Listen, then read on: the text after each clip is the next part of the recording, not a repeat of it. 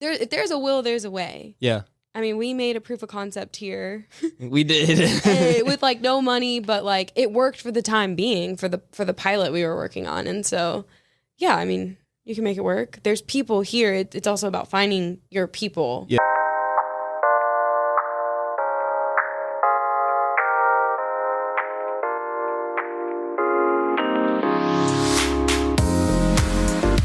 Welcome to the Cue the Spotlight podcast. I'm your host, Logan Stacer. And I'm your other host, Michaela Stacer. And we're switching things up today. We do not have a guest. It is 2/3 of the way through our first season. So we're going to use this episode as an opportunity to recap a little bit about what we learned, to give some more insight into life in Kansas City, and talk about how Kansas City stands alone as an artist city and also how it compares to other art cities in the country. Yeah. Yeah. We're not experts. Yeah, we are not experts. We are not trying to be LinkedIn gurus. None of that. No. We are just two artists. But we have lived in other cities. We have lived in other cities. We've worked in other cities. And we've talked to people who have worked in other cities. And we've talked to a lot of different kinds of artists throughout Kansas City. And so maybe this is the first time you're watching this podcast, or maybe you've watched all of our episodes. This is going to be a good episode to talk about, to learn about what's going on in Kansas City and what it's like to be an artist in Kansas City versus other cities. It's Kansas City versus the world, baby. There we go. There we go. So, hello. Hi. We drove together because we're married. We did. Yeah, yes. but we lived in different cities. So, yeah, I lived in Atlanta. You lived in New York. Yeah. And so I think for us, the first one we should probably talk about is film and television. I think that's the one that we have the most experience in currently. Or the least experience in. The one that's made us the most money so far. Yes. Is commercial work, commercial acting, yes. Modeling, things okay, like that. Yes. Yeah. So your story, you actually started way before I did. So talk about I did start before your journey going from what you were doing into getting into that industry. Yeah, because we were broken up when I started launching into Yeah. You did it to spite me. No, I didn't. But yeah, so I was always into theater more so than film. I don't know if that's because I was in Kansas City, like if that influenced like what I even thought was like possible. But I just thought like, oh, theater is interesting. Like I would do theater. And so I went to KC, what is that called? KCAT? So many letters. Yeah. Okay, there's like that thing that college students go to when they're actors. We'll put it in the show notes. And it's like a conference. And so basically I went to that, I think my last year of college, and there's a thing there called professional auditions. And so you prepare like 2 monologues, and then you either get professional auditions or you don't. So you basically audition in front of a bunch of people, and a bunch of different companies are there. And that was the first time I actually considered even being in film and television. Was this conference in Kansas City? No, it was in Des Moines. Okay. And like all my college friends and I travel. And so it's like a bunch of just college students at this thing. And so, and that's like where Irene Ryans are. And anyway, so yeah, so I did professional auditions, and I was just like thinking theater. And this man there was like, I got a call back essentially. So you get callbacks from other people. And he was with Stella Adler. And he was like, you should really consider a career in television and film. And I guess that random man at that conference telling me that made me think, yeah. Why did he say that? I was short and talented and attractive. What does being short have to do? So like on film, short women, he said something about like short women are like a good thing because short women can be on camera with short men. Which is a little bit kind of, I guess, I don't know, is that sexist? I don't think so. I mean, I don't think it's sexist, but like, yeah, so like, I mean, you and I have a huge height difference. Yeah. So like standing, your camera on your face would be like, I would not even be like in the frame. Yeah. So I guess, yeah, I don't think that's sexist. I think it was like, you're short, you're attractive, and you're talented, and you would do well on camera.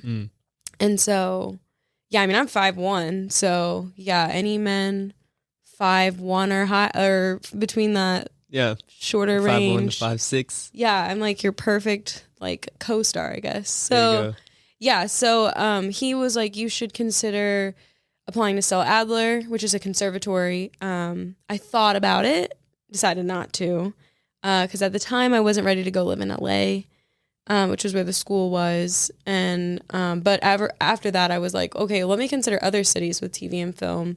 And so that's when I moved to Atlanta instead of LA. Yeah. Atlanta felt more doable to me than LA.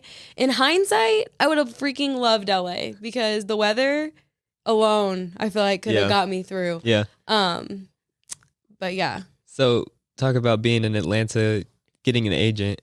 I know you're getting an agent story. Yeah, I have had two. Well, I have an agent currently in Kansas City, and when I was in Atlanta, I had an agent.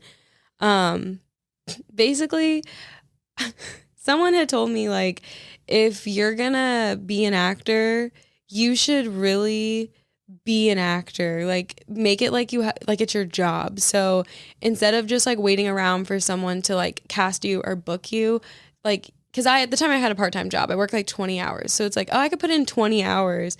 So I literally got on backstage, looked at all the agents in Atlanta, and I started cold emailing some of them. And one of my emails was ridiculous. It was like something about I was flying to the Big Peach from Who has ever called Atlanta the Big Peach? I don't know. I was talking about, like, in my email, it was like about peaches and me coming from Kansas City. And needless to say, they did not contact me back. That did not work.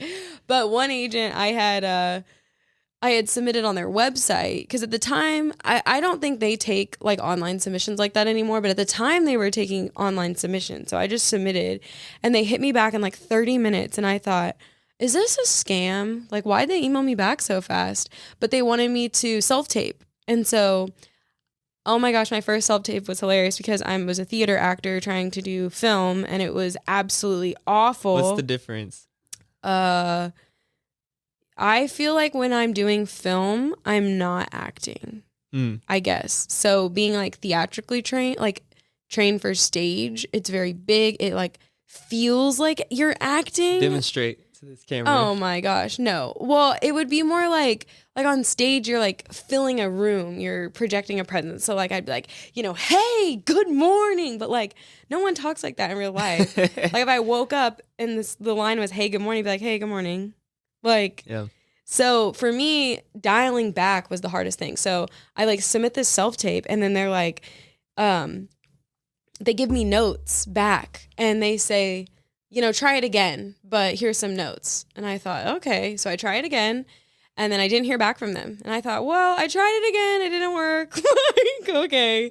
And I still moved to Atlanta though. At that time I wasn't there yet. So I moved there, and then like, I think the first week I was there, I heard back and they're like, congratulations, we want to sign you.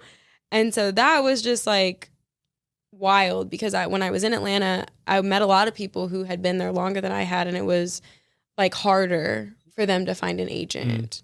And I think what I learned in Atlanta was like a diverse look had something to do with it as well. Like not sense. Just talent, but like kind of like that guy said when I was thinking about going to conservatory, like I don't think he was being like sleazy or anything like that, but like you are attractive, like the look of you would do well on camera. Yeah.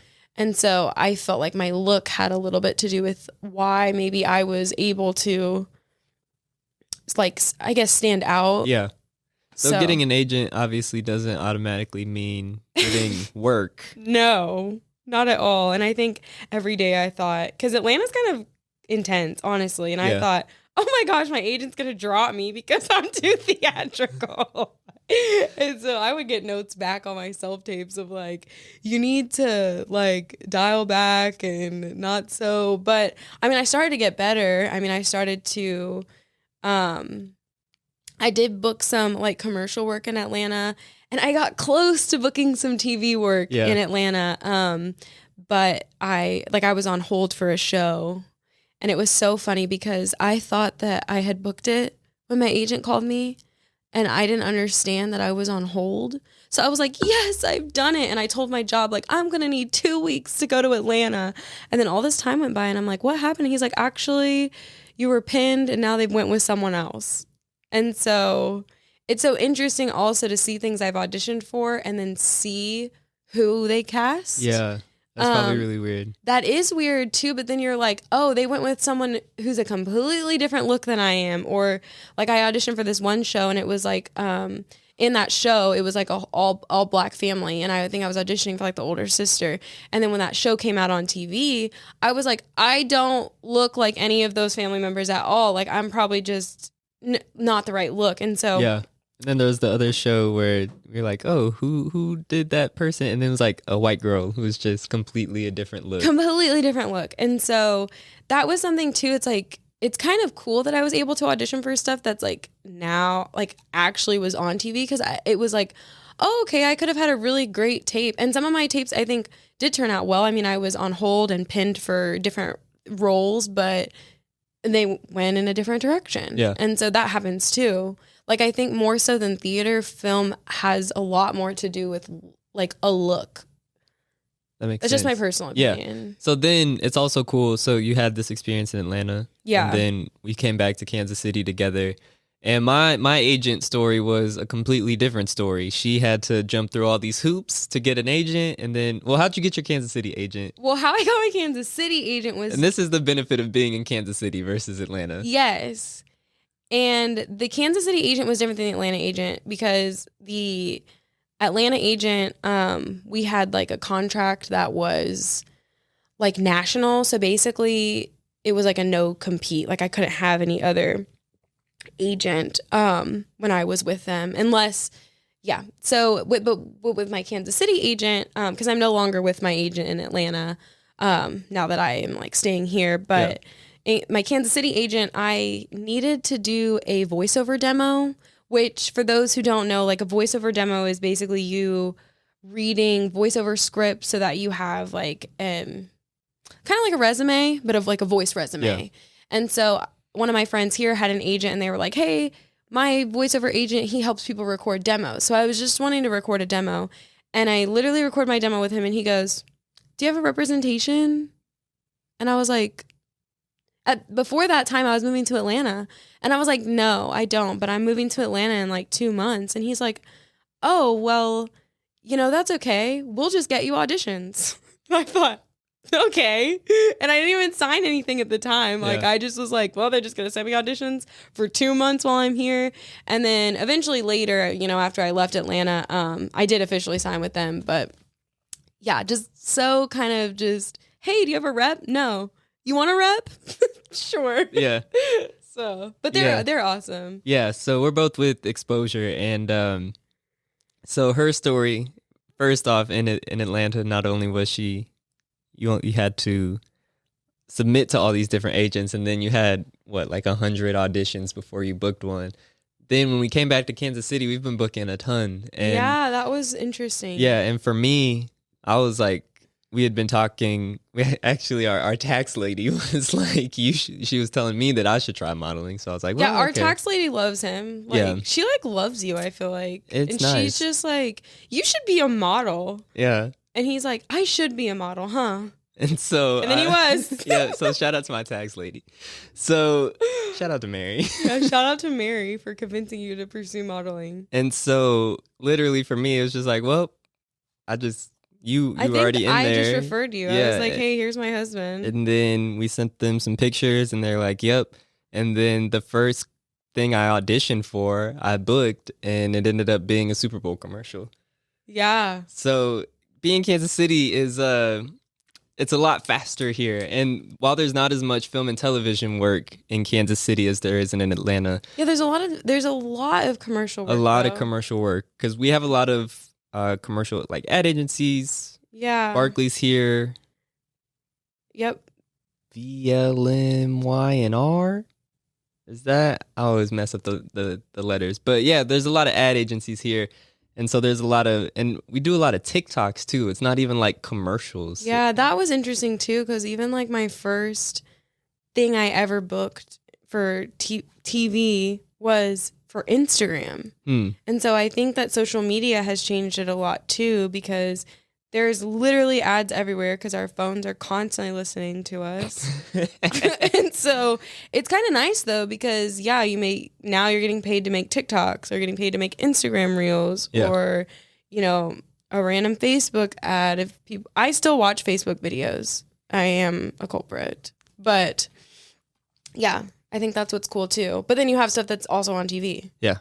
So Kansas City is a good place if you want to get started and build a portfolio. I mean, more so than anything, build a reel. We have now a couple commercials that we can say we've been in. We've got some TikToks we can say we've been in. And so it's a good place in Kansas City to get that experience if you do want to go to a bigger city, if you do want to go to an Atlanta or California, or talking about being in the union, you know, if you want to, you got the advice like not to move out to Los Angeles until you're in the actors union. Yeah, because something I learned too, which I had the misconception that like, which people probably do. I'm not saying they don't. But what I learned in Atlanta was that a lot of stuff was still cast out of LA. So like while there was a ton of stuff shooting there, a lot of those casting decisions were made in LA and then they traveled to Atlanta. And so there's even people who outgrow Atlanta and want to leave Atlanta for a bigger market. And my agent in Atlanta had said, because at one point we tried to move to LA, do the LA thing, and it just wasn't the right timing. But he was like, don't move out there unless you are union or you're not going to work. And I thought that was very interesting. So I can see where Atlanta would be a good city to, or even like here, if you work enough union jobs, you could join here and then move if you wanted to.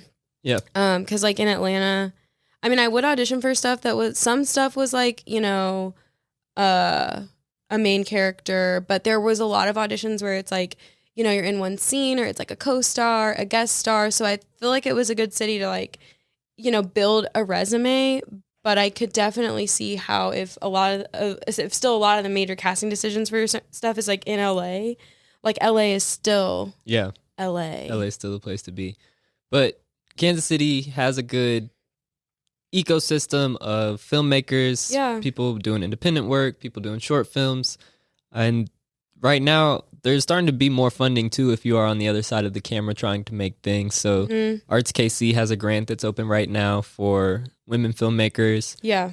The Kansas City Film Commission has some support. So there's a network and there is a community here. So Kansas City, the conclusion here in this film and television part is that while Los Angeles is always going to be the place to be for film and television, Kansas City is a great place to get into the game, to get experience, and to get paid to work too. I think it just depends on what your goals are. I mean, because like there were actors in Atlanta who worked, I mean, a lot, and were fine with being in Atlanta. Or, I mean, I auditioned for stuff in New York, LA, so like I could, if I booked them, I could travel. And then there's people in Atlanta who only wanted to be background actors, and they made a living being background actors. Yeah. Which that background acting is a hilarious experience, honestly. So moving on. So that's what we got to say about film and television in Kansas City. We also met with Jamie Campbell, who taught us a lot about the comedy scene here in Kansas City. And I have a bit of experience doing comedy too. And so, you did stand up in New York. I did stand up in New York. I did stand up in the Little Apple, not the Big Peach, but the Little Apple, Manhattan, Kansas. The Big Peach. And see the callbacks, you know, that's why I'm in there. Yes. But yeah, stand up since coming back to Kansas City. So where do I even start? Okay, so I started doing stand up at Kansas State, and I talked a little bit about this in our first episode.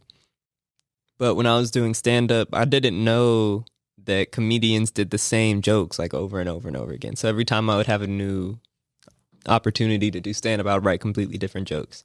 And then eventually I started, you know, after like 2 years, I was really serious about it. And then when I applied to New York University, I applied as a stand-up and did this research paper, blah, blah, blah.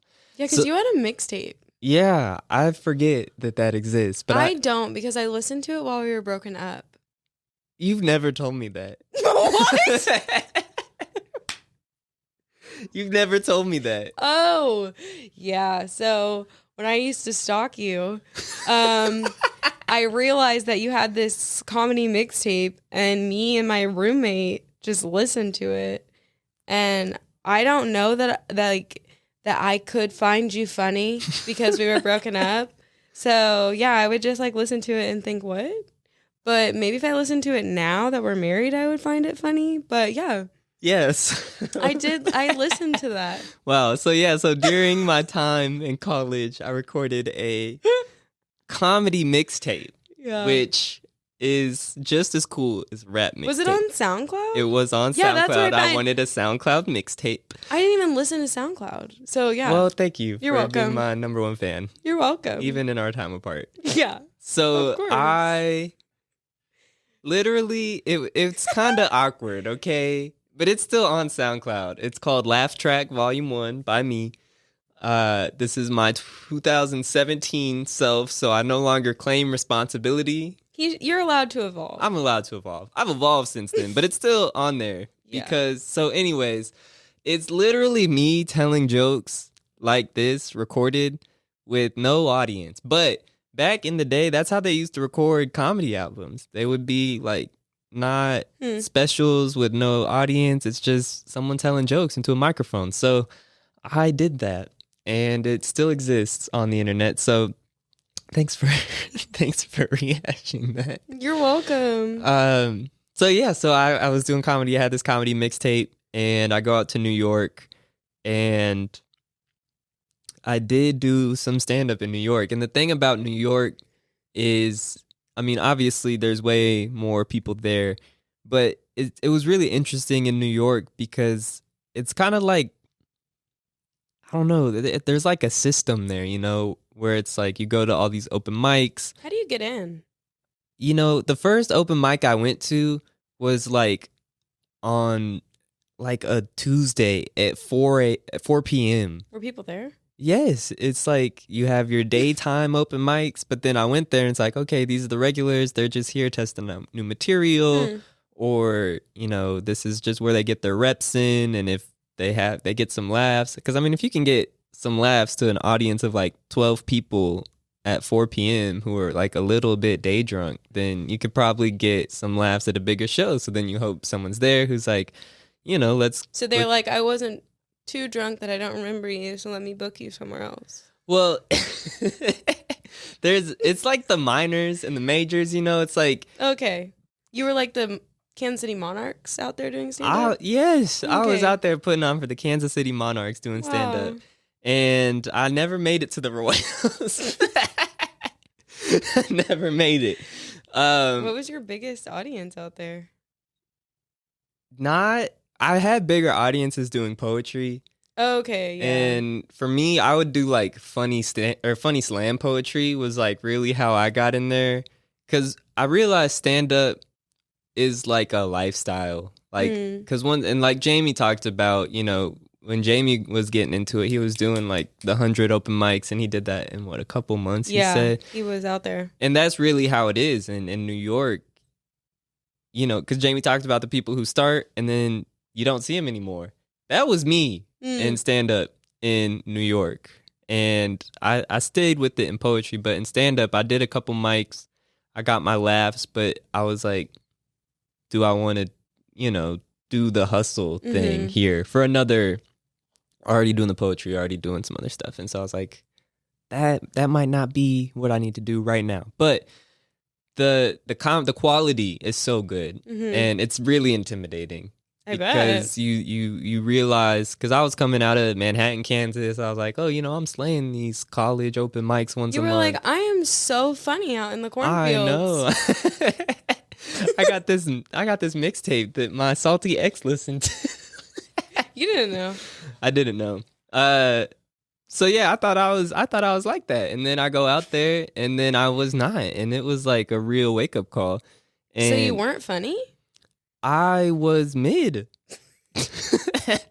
I was super mid in New York, but also it's like there's a difference between doing stand up for a bunch of college students, which is like my target audience, versus going to New York and doing stand up for people who are grown adults who do stand up, who watch stand up, and it's like I was mid, and so I had to realize that, but I never lost my passion for it, and so now coming back to Kansas City, you know, Jamie talked to us about these Thursday mics, and we're thinking about getting into that, and Yeah, I'll just go to grad school and then afterwards. Yeah.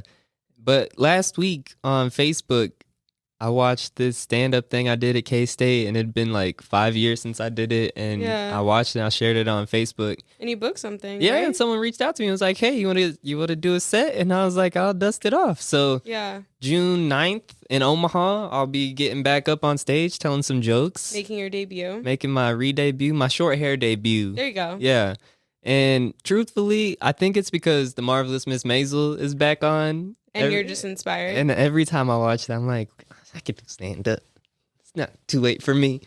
It's not. It's not. But she was like, that character's like a mom. Yeah, in New York. In New York. In a fictional story. In the 60s. Yeah. If she can do it. If she can do it, you know. But Kansas City, yeah, I'm really looking forward to being a part of the community in Kansas City because, you know, Jamie, it's really cool to see that there is a leader in the community like Jamie who's organizing these shows at the Birds. So we're new to that one. Like we said, we are not experts, but that resource and the know-how and the who to know, Jamie's a great person to know. And so the Bird, we're going to start going there. And this is sort of just documenting. We'll see where we go from here. But Kansas City's a good place, too, for stand-up. There's people doing it. Mm-hmm. And I also think that, okay, so I guess with anything now, though, you can travel. Yeah. And so I think that there's a lot more. Because even when I was, like, solving to self-tape, it doesn't necessarily matter where you are as long as you can get to where you need to be. Mm. And so even with that, like, I mean, I see comedians putting their stuff out there online and even you putting that out there and somebody like, hey, you know, you want to come do a show here? Like, I think it's kind of opened it up a little bit more. Whereas, like, you know, you don't have to, I mean, you do have to be good. You do. But, like, you don't have to be, like, in the streets of New York to become a successful comedian. I mean, Jamie is here and now he's traveling around and.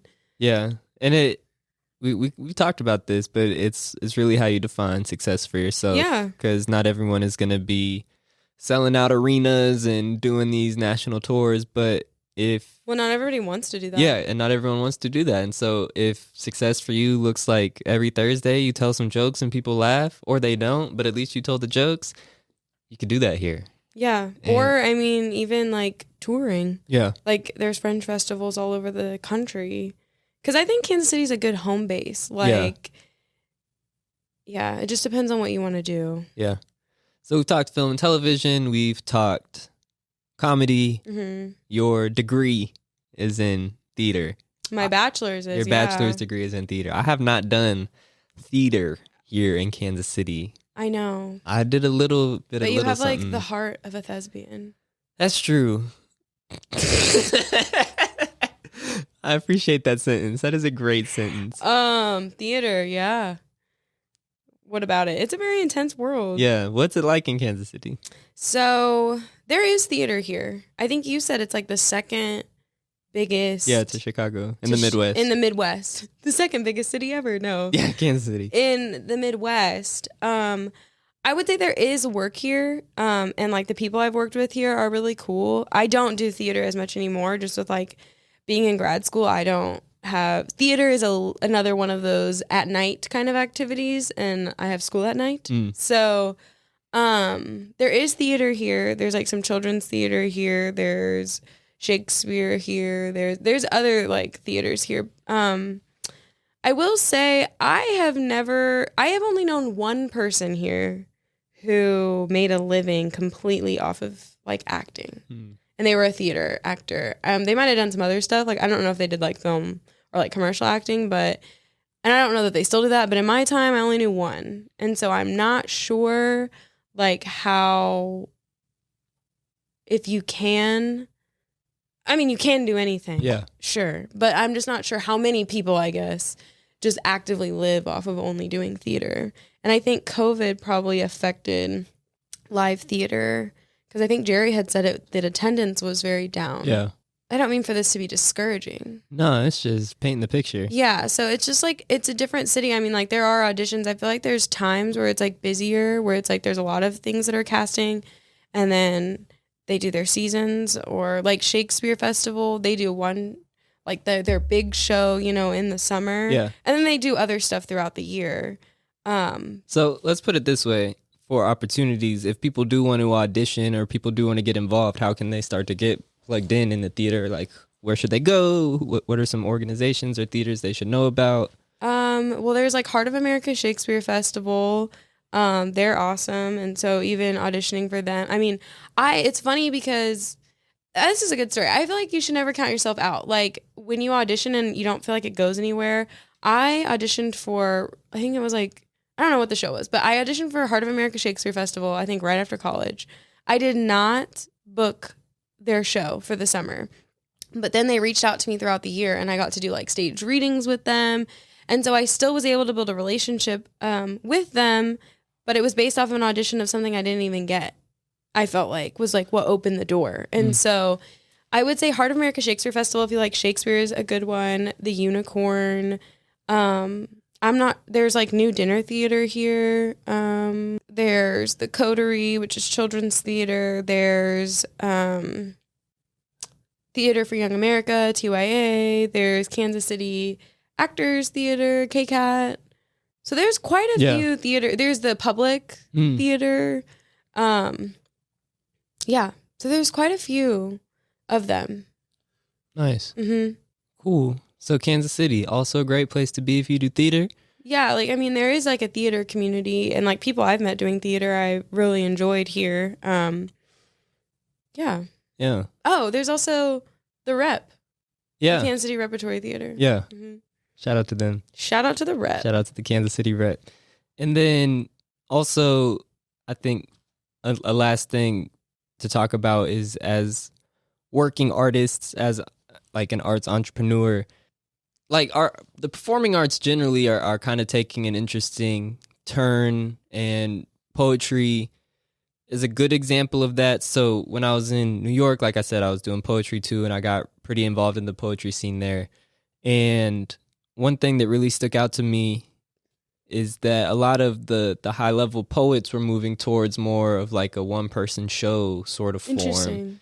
And a lot of the poets, like a lot of the older poets, were noticed that there's sort of an ebb and flow to the relevance or the quality of poetry. And it got explained to me as like, we had the button poetry generation, and you know, when YouTube was popping off, like people were really into button poetry, and so slam poetry got a lot of visibility. And as a result of that, the next generation of poets were not so much focusing on like poetic elements, but just like getting up there and talking about trauma for all intents and purposes. And there's a space for that, but that's sort of what poetry turned into, more about like sharing really personal or really painful things. Was it like that when you were in New York? We started to see that a little bit. Because you were doing slam poetry a lot. I was, like, every weekend. Yeah. And that was sometimes, like, my meal money. Because, you know, if you win the slam, you get, like, $50. So I was like, well, I need to eat this weekend, so let me write a good poem. And for me going in there, it was refreshing. I feel like why I was able to stand out and to have that kind of success was success, you know, winning poetry slams in New York. But it's however you define success. It's however you define success. And so for me, why I was able to, you know, make community and be a little bit recognized was I brought comedy and I brought jokes and I brought like a certain musicality to my poetry that was super just authentic to me, not trying to be like anyone else. Mm-hmm. But then all the poets that I looked up to were starting to go to the theater, were starting to write shows. And so it's interesting. And even now, I think we are going to start to experience on the other side of COVID a little bit of like a live performance renaissance. And I think we're already starting to sort of see it. And Jamie, you know, even his stand-up, he's touring it as a one-person show, going to Fringe festivals. Cool. And I think for artists, because the market is so saturated in everything, everyone's doing poetry, everyone's doing, like, because there's so many people doing so many different things, a good, you know, in order to be an arts entrepreneur, in order to make money, essentially you need to have a product. And I think it's a lot easier now to say my product is this show this one person show, and you can take that to a theater. Yeah. You can take that. I mean, you could take that wherever is willing to set up chairs and invite an audience and sell Right. tickets. Yeah, it's a little bit more bookable. Yeah. And so I think Kansas City, we have the Fringe Festival coming up, so I'm really interested. I'd like to go see some of those shows and to see what's going on. But I think Kansas City is a really good place to experiment right now. Yeah. And to say, even if you have a theater background, if you have a film background, if you have a poetry background, whatever, live performance is kind of the equalizer, because if you're a one person who just feels like you're talented, you can write 30 minutes of you doing whatever, call it a one person show, get up on the stage, perform it for an audience, and get feedback. If it's supposed to be funny, people will laugh. And if they don't laugh, then it's not funny. It's not funny. Or it's just not funny to them. Yeah, or it's not funny. Then you need another audience. Or if it's supposed to be, if what you're looking for is snaps and claps, So I feel like that's really the future right now of like indie art kind of. And I think not underestimating indie art. Yeah. Like isn't the show Fleabag, that started as a one person show? Yeah. And so, something that I had a mentor once, I think I talked about this on the first episode. I don't know if I said this exactly, but they really encouraged me. Like she was basically like, nobody knows how to get there. If everyone knew how to get there, everyone would get there. No one knows the path. And so I don't even know that there really is a path. I mean, there's people who follow a similar kind of vein, but even getting an agent for people is so different, or booking their first thing is so different. And I mean, we have a friend who he has one person shows and, takes them to different venues or takes them to schools. And so I think that, just not getting so set on my path has to look like other people's path, but there's many streams that lead to the ocean. Many streams that lead to the ocean. That's good. That's good. You said I was thinking of something to say, and then you looked at me again, and then I forgot what I was going to say. Wow. I would be great on camera.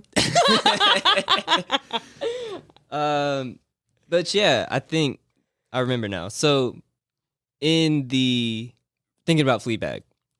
Yeah. So which is a TV show on Amazon. Is that on Amazon? I thought it was on Amazon Prime. Oh, on HBO. I'll have to check that. Don't fact check us on that. Just Google it yourself. Is it on Amazon? Yeah. It's probably on Amazon. Mm-hmm. Anyway, Fleabag, great show. It probably is. Okay. It's gonna bother me now, but you're probably right. But yeah, so Fleabag, for artists now, I think, we've talked about having an agent, but every artist has their own agency, as in their own ability to make work. And well, yeah, and even having an agent, that doesn't mean you're working, so you can still be creating. And yeah. And so what we want, sort of just a theme for our whole podcast, is that every story you hear, everyone does have their own way that they made it. But what they all share is that they have a thing that they're making and that they're sharing. So, and you can share stuff on TikTok, you can share stuff in a middle school gym. My nonprofit, we did a show at a gym. And so, yeah, there are many different ways to make it. There are many different ways to succeed, depending on how you define that. But I think the through line for this podcast and the through line for what we've talked about today is that Kansas City is a good home base. Yeah, I think it's a great home base. Yeah, and we're halfway to Chicago, we're halfway to Houston, New York, With California. the new airport, you can just hop on a plane. I don't know. So I think whether you're already in Kansas City trying to get involved in the arts, or you're an artist thinking about coming to Kansas City, be encouraged that this is a good place to be. This is a really good place to be. And if you're here, we can bring you on this podcast. Well, and I think something too is I wonder is Kansas City just a transitional city? But I mean, Atlanta for some people was a transitional city. Yeah. It just depends on what you want. And there are even people in New York who are like, I got to get to London. Yeah. So it just I don't know that any city has to be like the end all be all for your destination. Like, honestly, yeah, will the opportunities look a little different? Yes, but take Morgan Cooper. He made that proof of concept here, and now he has a show on Peacock. Like, if you want to make something here, you can. It may look different than if you're trying to make it in another city, but you can. I like what you told me once. It was like you can have fast. You can have 2 out of 3, fast, good, or cheap. Yep. You can't have all 3. And so, like, if that means you have to do it cheap and good in Kansas City, or you have to do it fast and good in Kansas City, it won't be cheap. But I think, if there's a will, there's a way. Yeah. I mean, we made a proof of concept here. We did. With, like, no money, but, like, it worked for the time being, for the pilot we were working on. And so, yeah, I mean, you can make it work. There's people here. It's also about finding your people. Yeah.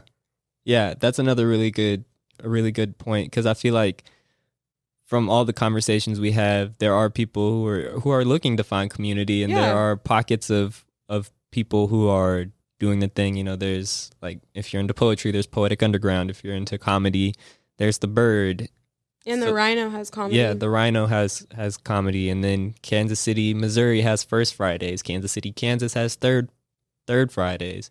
And so there is a lot bubbling in Kansas City. Yeah. It's really exciting to see that there's a lot of opportunities starting to emerge here. And just find your people, you know? Find your people.